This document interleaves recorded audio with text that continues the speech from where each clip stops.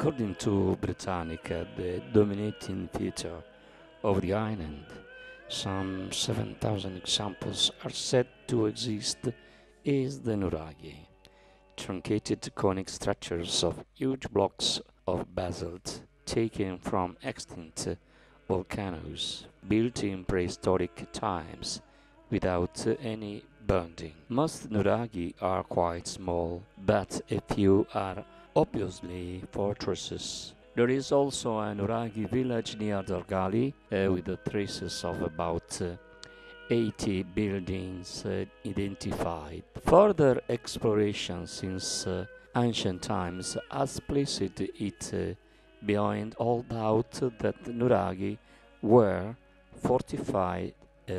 According to Liliu's theories about the function of the Nuraghe, the castle Nuraghe were separated from villages by a wall, such in the case of Nuraghe Losa, to defend the privacy of the prince and his family, while also marking dominion over his subjects. For the same Liliu, the most important fortress palaces were Palmavera, Alghero, Losa, Abasanta, Sonuragi e Baromini, Genna Maria, Villanova Forro, and Serucci Gonnesa. Losa's outer defenses had a rack device with slits positioned for crossfire. Another unusual feature at Losa is the large wall encircling Nuraghe and village. This megalithic enclosure measures